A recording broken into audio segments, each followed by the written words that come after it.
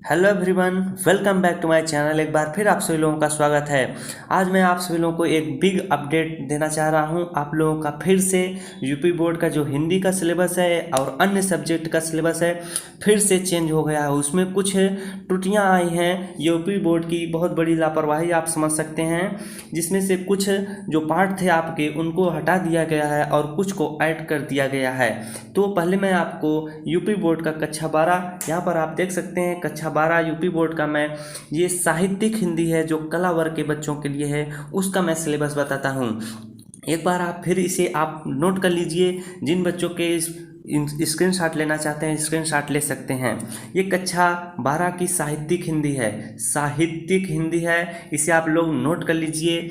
इसे आप लोग जो मैं बताऊंगा उस पाठ को या तो स्क्रीन शॉट ले लीजिए इसको, या तो आप इसे कॉपी पर नोट कर लीजिए। सबसे अच्छा होगा आप अपने कॉपी पर टिक कर लीजिए। ये देखिए यहाँ पर बिग अपडेट है। अभी ये कल ही ये न्यूज आई है। 27 तारीख 8वां महीना 2020, कोविड-19 महामारी के कारण शैक्षिक सत्र 2020-2021 में समय से विद्यालय में पाठन पाठन का कार्य न हो पाने की स्थिति में सम्यक विचारोपरांत विषय विशेषज्ञों की समिति द्वारा निम्नवत 30% पाठ्यक्रम कम किए जाने की अनुशंसा की गई है। ये आपका नया अपडेट है। आप लोग पुराना अब मत देखिए। जो आप लोग देखिएगा तो जो लोग 28 से यूट्यूब पर अपलोड कर रहे हैं उसी वीडियो को आप लोग देखिए। ये देखिए आपका साहित्यिक हिंदी का 30% जो सिलेबस कम हुआ है, पहले मैं उसको बताता हूँ।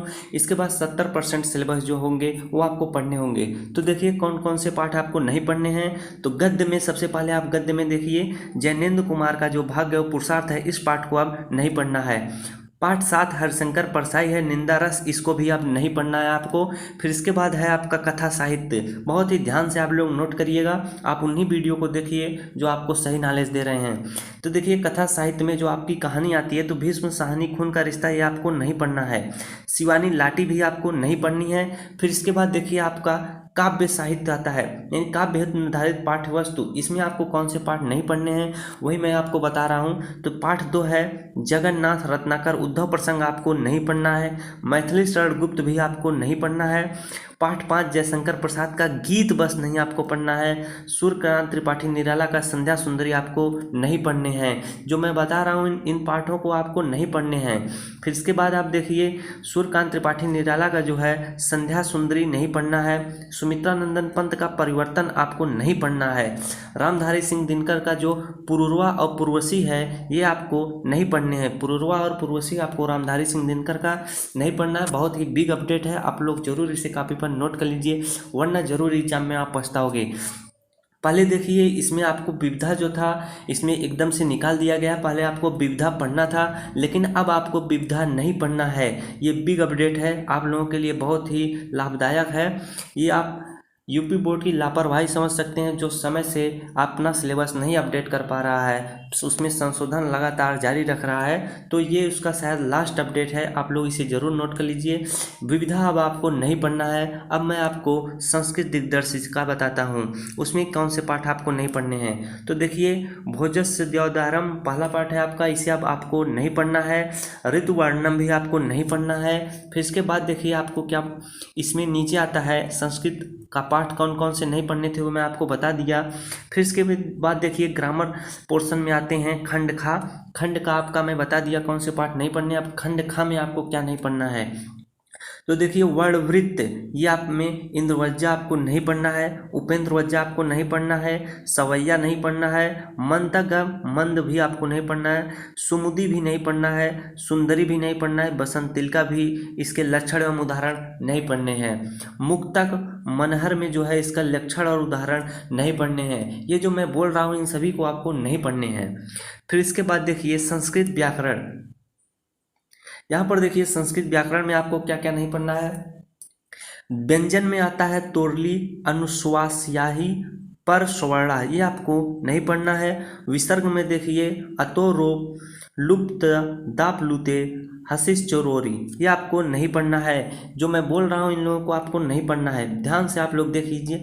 व्यंजन में ये जो आपका है ये नहीं पढ़ना है। विसर्ग में अतो रोप लु दाप दुलते हसीस चोरोसी, ये आपको नहीं पढ़ने हैं। फिर इसके बाद आपको देखिए क्या नहीं पढ़ना है, समास में यहाँ पर देखिए खा है, समास में बहुब्रीहि समास को आपको नहीं पढ़ना है। फिर इसके बाद शब्द रूप में देखिए संज्ञा नहीं पढ़ना है। संज्ञा में कौन सा नहीं पढ़ना है, राजन, जगत और सरित का नहीं पढ़ना है। बकिया जितने बचेंगे उनको आपको पढ़ना होगा। फिर इसके बाद देखिए सर्वनाम में क्या आपको नहीं पढ़ना है, सर्व और इदम और यद, ये आपको नहीं पढ़ने हैं। जो आप देख रहे हैं ये आपको नहीं पढ़ने हैं। इसका PDF मैं डिस्क्रिप्शन बॉक्स में दे दिया हूँ। आप अपने हिंदी, इंग्लिश, भूगोल जो भी पढ़ते हैं, मैथ, केमिस्ट्री, सब उसमें है। आपको जो जो नहीं पढ़ने होंगे आप लोग वहाँ से देख सकते हैं। मैं बता दे रहा हूँ जिससे आप लोगों को नॉलेज हो सके। फिर यहाँ पर आपको देखिए, स्क्रीन थोड़ी बड़ी मैं कर दे रहा हूँ।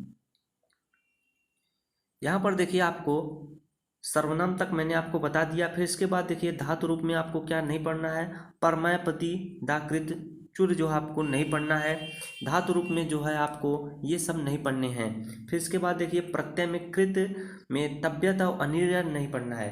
कृत प्रत्यय में जो है तब्यत और अनियर आपको नहीं पढ़ने हैं। फिर इसके बाद देखिए आप ध्यान से देखिएगा, तद्धित में वतुप आपको नहीं पढ़ना है, यानी मतुप आपको पढ़ना है लेकिन वातुप आपको नहीं पढ़ने हैं।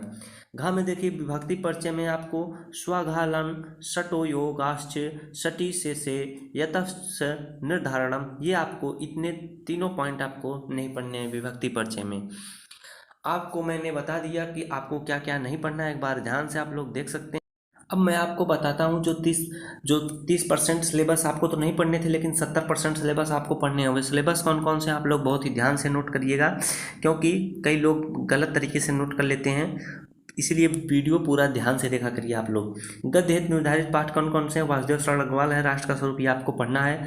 कन्हैया लाल मिश्र प्रभाकर का रॉबर्ट नरसिंह होम पढ़ना है। डॉक्टर हजारी प्रसाद द्विवेदी जो डॉक्टर हजारी प्रसाद जी हैं उनके अशोक के फूल आपको पढ़ना है।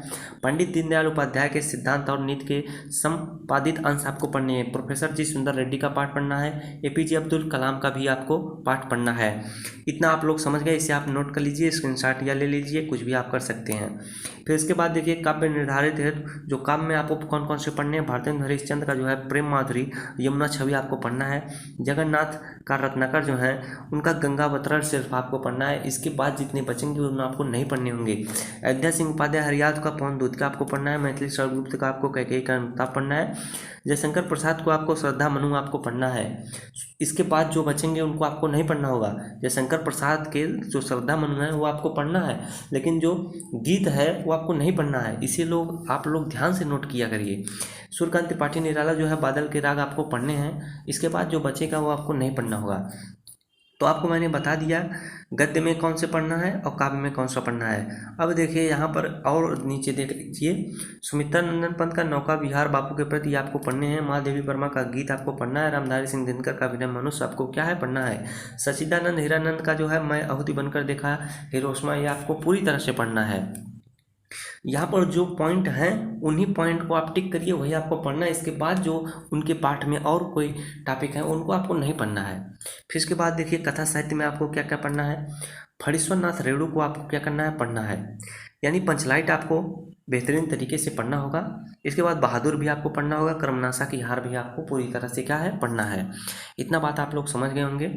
फिर इसके बाद देखिए पुस्तक के लेखक में प्रकाशन आपको कौन कौन से जो जिस ज़िले के हैं वो उसी ज़िले के पढ़ेंगे।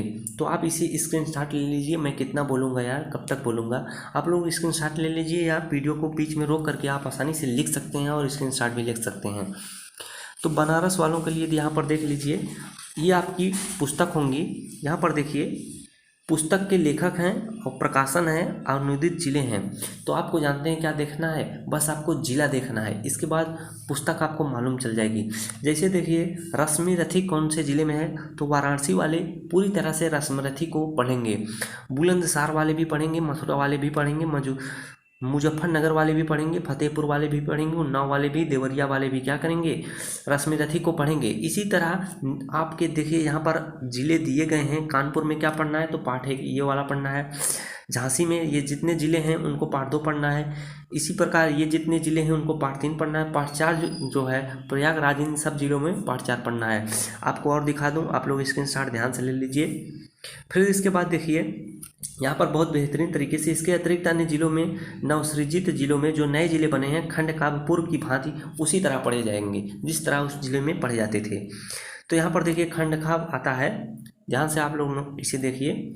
संस्कृत भाषाया महत्वम आपको पढ़ना है, आत्मसर्वज्ञ पढ़ना है, जातक कथा पढ़ना है, निरुपत दिलीप पढ़ना है, मार्गदयानंद पढ़ना है, सुभाष रत्नान पढ़ना है, मामला मालवीय पढ़ना है, पंचशील सिद्धांत पढ़ना है, दूत वाक्यम भी आपको क्या करना है, पढ़ना है। पूरी तरह से इन पाठों को आपको पढ़ना होगा। वीडियो को यार पूरा देखा करिए जिससे आपको पूरा फुल नॉलेज मिले, नहीं तो आप पछताते ही रह जाओगे। तो ये बात थी आपकी साहित्यिक हिंदी की। साहित्यिक हिंदी की बात खत्म हो गई। आपको क्या क्या पढ़ना है हिंदी व्याकरण में मैं बता दिया आपको क्या क्या नहीं पढ़ना है। इसके बाद जो बच रहे थे हिंदी व्याकरण में उन सबको आपको पढ़ना होगा। तो साहित्यिक हिंदी का तो सिलेबस मैं कवर करा दिया, लेकिन समान हिंदी का भी मैं अलग से वीडियो बना रहा हूँ, उसमें आप लोग देख सकते हैं। वीडियो देखने के लिए दोस्त बहुत बहुत धन्यवाद। इसको अपने दोस्तों के साथ बहुत ज़्यादा शेयर करिए जिससे लोगों को नॉलेज मिल सके। चाहता तो मैं इस वीडियो को नहीं अपलोड करता, क्योंकि मैं पुराना अपलोड कर चुका था, लेकिन मुझे लगा कि नहीं, क्लास 12 की बात है, लोगों को भविष्य की बात होता है, इसलिए मैंने वीडियो को अपलोड कर दिया जिससे आप लोगों को फुल नॉलेज मिल सके। बहुत लोगों को नहीं मालूम है कि सिलेबस चेंज हो गया है कि नहीं चेंज हुआ है। तो वीडियो को जरूर ज़्यादा से ज़्यादा शेयर करें जिससे लोगों को जानकारी प्राप्त हो सके। वीडियो देखने के लिए दोस्तों एक बार पुनः आप सभी लोगों का बहुत बहुत धन्यवाद।